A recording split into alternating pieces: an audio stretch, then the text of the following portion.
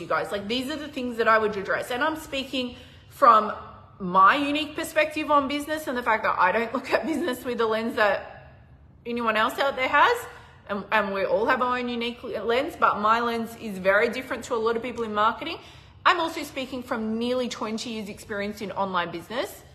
This is year 18, so pretty close to 2 decades. And I was in business prior to that in various different ways. In fact, technically, I could say I've been in business for about 41 years because I started my entrepreneurial endeavors when I was 3 and I never stopped. And I was running clubs and that kind of a thing by the time I was 8, and I was always selling and creating, and I was an Avon lady at 11, and I always had lots of other things on the side as well. But I've been in online business for nearly 18 years, and I've been advising and consulting people in business since I was about 19, so pretty young. And I was advising people that were decades older than me, and they were getting results from what I was doing. But my outlook was always just bizarre, in my own opinion. I just remember even at 19, I was working behind the bar at this pool hall, like snooker, and I just had some ideas for how the marketing could be. I also had some ideas for how Katrina's income could increase. And while I was pretty happy with the hourly rate that I was receiving and the tips that I was getting, because I would wear all these different wigs, depending on the day of the week, and different name tags and different accents.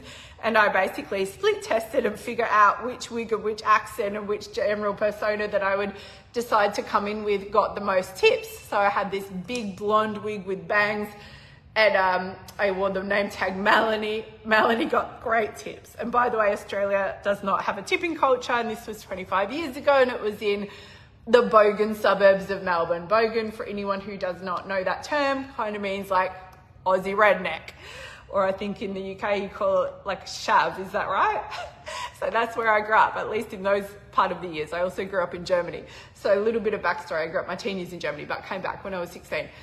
And anyhow, I was making some good money, but I wanted to make more money. And I had an idea for how the marketing could improve with the bar. Well, it was completely made up. It made no sense. It was kind of childlike, to be honest. And yet I somehow pitched it effectively. I ended up getting paid an extra $750 a week for that 25 years ago. Hello. And it worked. And they got results. But it didn't make sense. And nothing I ever did made sense. And well, it all makes total sense to me, and it all lines up with exactly who God has always shown me to be, even though I didn't get the memo quite as early as I perhaps could have on who God made me to be. And I feel like that's a big part of why you're here. In fact, I feel like that's even a powerful journaling prompt for us today.